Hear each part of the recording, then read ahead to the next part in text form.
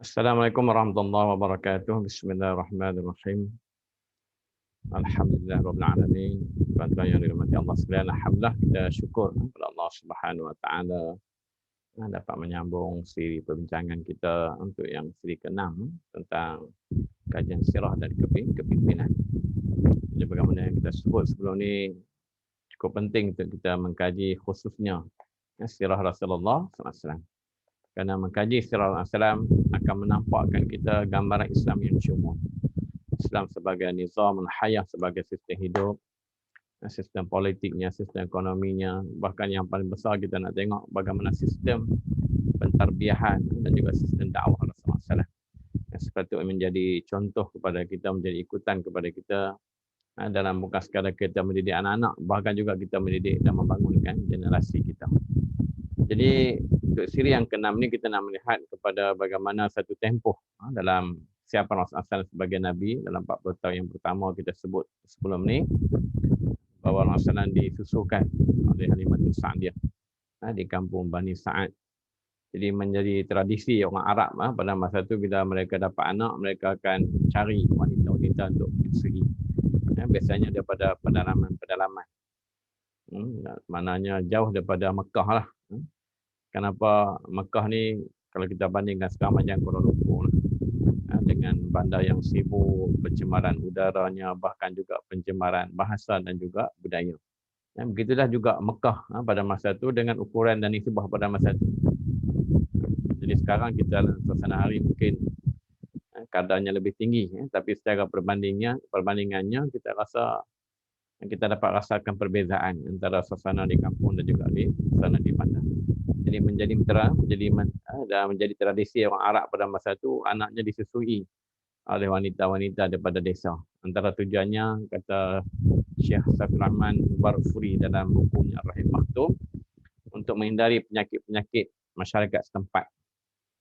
Kalau di Mekah ada wabak penyakitnya yang biasa, yang berlaku pada masyarakatnya. Juga untuk membina kekuatan fizikal pada anak-anak. Membesar di suasana kampung, dan juga untuk menguatkan urat saraf. Di samping penting juga sebenarnya untuk menjaga keaslian bahasa Arab ataupun nak memahirkan anak-anak itu dengan bahasa Arab jati.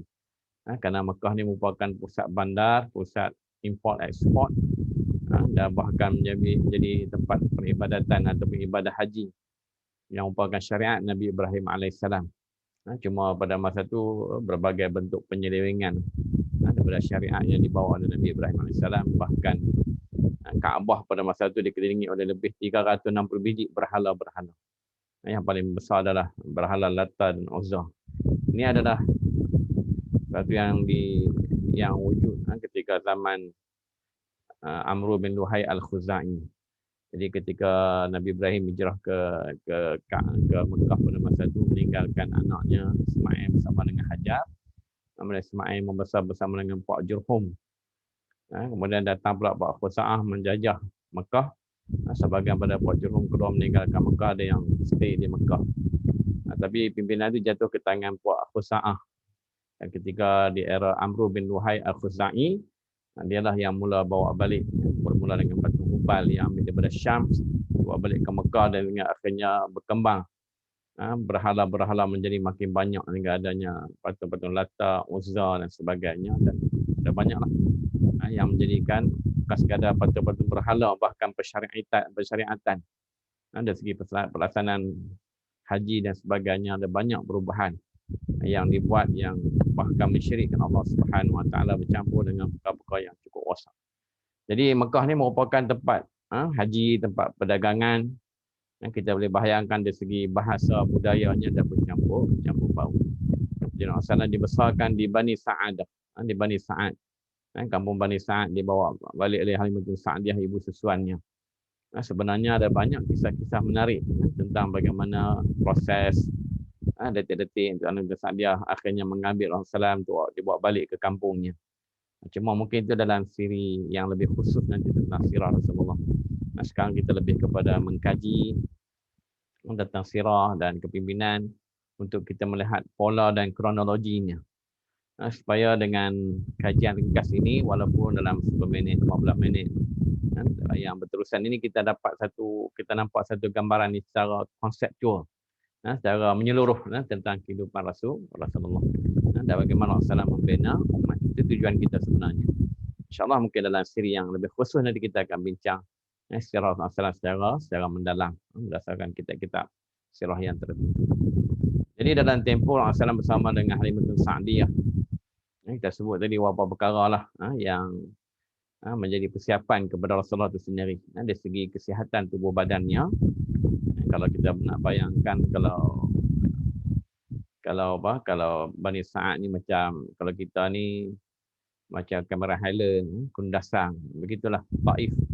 Dia tidak jauh daripada Taif. Kampung Bani Sa'ad tidak jauh daripada Taif. Jadi suasananya agak dingin, tidak seperti mana di Mekah yang cuacanya bahang panas. Berbeza dengan suasana kampung di Bani Sa'ad. Jadi Rasulullah tubuh besar dengan tubuh badan yang sihat. Di samping untuk menguasai bahasa Arab itu sendiri. Ini merupakan satu benda penting. Sebenarnya bahasa. Bila kita kaitkan dengan kepimpinan, kita kaitkan dengan dakwah, bahasa ini merupakan satu ilmu yang cukup penting. Bahkan Rasulullah berfirman dalam surah Ibrahim ayat ke-14, wa ma arsalna min rasulin illa bilisanil qaum. Tidak kami utuskan seorang rasul pun melainkan dengan bilisanil qaum, dengan lidah kaumnya. Kenapa? Bahasa ni merupakan kenderaan untuk menyampaikan satu maksud kepada hati-hati manusia. Dengan bahasa yang baik, dengan bahasa yang betul, dia boleh menyentuh hati-hati manusia. Bahkan Al-Quran kita tengok nanti, kelebihan Quran itu adalah pada bahasa. Di samping mukjizat-mukjizat yang lain, tapi Al-Quran itu sendiri bahasanya begitu berkesan. Bahkan kalau kita nak ambil kata-kata Al-Walid Al-Mughirah. Al-Walid Al-Mughirah ini bapa kepada Khalid Walid lah. Jadi dia merupakan seorang pakar bahasa. Dia pernah menyebut, dia kata tidak ada di kalangan kamu yang lebih menguasai bahasa Arab selain daripada aku. Dari segi rajasnya dan sebagainya. Dari segi istilah bahasa. Dan dia juga kata dia dah dengar syair manusia dan syair jin. Tapi apa yang dituturkan oleh Muhammad dalam Al-Quran ini bukanlah syair buatan manusia. Kata-katanya begitu mendalam. Dia di bawahnya begitu subur. Di atasnya buah yang begitu lebat. Begitulah lebih kurang kata-kata Al-Walid Al-Mughirah. Sebab tu dia bila pertama kali mendengar Al-Quran, air mukanya berubah. Tetapi dikerumuni oleh Abu Sufyan, Abu Jahal, menghasut dia kembali. Adakah kamu tak takut hilang pangkat dan kedudukan kamu? Kamu hilang penghormatan manusia kepada kamu. Dan akhirnya dia menuturkan kata-kata bahawa yang dibawa oleh Rasulullah adalah sihir. Sedangkan dari segi bahasanya dia cukup merasai bahawa itu bukan kalimah manusia. Merupakan kalimah yang cukup tinggi. Jadi bahasa sebenarnya memainkan peranan penting, khususnya dalam dakwah Rasulullah. Sebab tu Al-Quran itu sendiri sebagai mukjizat. Mukjizat dari perkataan ajuz, mengalahkan. Kalau zaman Nabi Musa terkenal dengan sihirnya, maka mukjizat Nabi Musa lah campak. Perintahkan campak tongkat menjadi ular yang makan ular-ular tukang sihir yang lain. Sehingga akhirnya tukang sihir itu beriman. Zaman Nabi Isa terkenal dengan perubatan, maka mukjizat Nabi Isa adalah boleh sembuhkan penyakit-penyakit yang buta sejak kecil, bahkan yang mati, boleh hidup semula dan sebagainya. Itu jadi maknanya mukjizat ni yang melemahkan. Zaman ketika Allah mengutuskan Rasulullah, orang berbangga dengan bahasa Arabnya, dengan syair-syairnya. Mereka berbangga dengan mufradat atau vocab yang banyak. Satu kalau contohnya tamar kan, kita ni buah kurma semua. Kalau bahasa Arab dia kalau yang muda tu panggil balah kan. Kemudian yang masak di tangkai itu rotak, yang dah kering timbang tu baru tamar. Jadi mereka berbangga dengan mufradat yang banyak. Jadi di sini Rasulullah diperhalusi bahasanya. Yang merupakan bahasa kaumnya nanti yang kita sebutkan tadi, bahasa ni merupakan kenderaan yang akan pergi kepada hati manusia, yang akan masuk ke dalam, menguasai daripada dalam jiwa manusia. Jadi di sinilah satu tempoh persiapan Rasulullah sebagai Nabi daripada peringkat awal lagi. Bahkan di kampung Bani Sa'ad ini juga berlakunya pembedahan dada kali pertama kepada Rasulullah. Untuk Allah Ta'ala membuangkan elemen-elemen buruk yang ada pada diri yang dalam diri Rasulullah. Dibersihkan jiwanya. Jadi itu sikitlah untuk kita merasai, untuk kita menghayati sebahagian daripada episod hidup Rasulullah SAW. Kalau kita tengok di kampung Bani Sa'ad, kita tekankan dari segi kesihatan dan juga dari segi bahasanya. Dan hari ini kita tengok kelemahan ataupun fenomena generasi muda hari ini pun dari segi bahasanya. Betapa bahasa kita dah bercampur bau, dah hilang keaslian. Bahkan kita tengok anak-anak remaja hari ini, generasi muda, dia lebih faham dengan percakapan yang direct. Tidak seperti dulu yang kaya dengan bidalannya, kiasannya. Hari ini anak-anak muda kalau kita berkias-kias, mereka tidak faham apa yang kita cuba sampaikan. Kalau kita sindir-sindir itu, dia maksudnya tidak sampai. Sampai dalam bentuk yang berbeza dengan apa yang kita harapkan. Jadi bahasa kita menjadi begitu cair, hilang keasliannya dan bercampur bau. Jadi sebenarnya penting juga dalam pendidikan anak kita murnikan bahasa anak-anak kita. Menuturkan kalimah-kalimah yang baik dan sebagainya. Kerana dia merupakan salah satu elemen penting dalam manusia yang menggambarkan kehalusan jiwa. Sebab itu kalau kita tengok tokoh-tokoh ulama, Imam Syafi'i dan sebagainya, mereka menghafal ribuan syair-syair. Bukan sekadar menghafal Quran dan hadis, tapi mereka juga menghafal syair. Bahkan kitab Risalah Imam Syafi'i dikira sebagai kitab yang bahasanya begitu tinggi sampai hari ini tidak tertanding.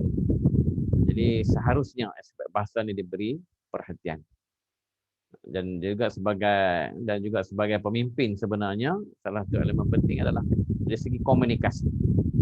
Lepas bila kita sebut kepimpinan, kalau dari segi ilmu moden dia kata segi kepimpinan ni paling kurang dia ada 3 C lah.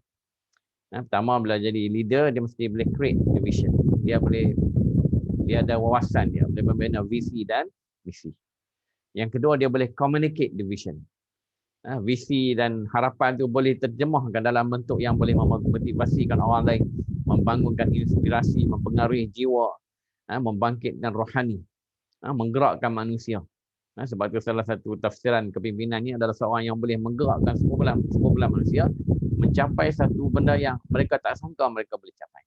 Tapi dengan kekuatan, salah satunya kekuatan bahasa tadi, pemimpin. Dia boleh membangunkan jiwa, membangkitkan jiwa dan menggerak mereka untuk mencapai satu benda yang cukup tinggi yang mereka tak pernah fikir mereka boleh sampai sebelum itu.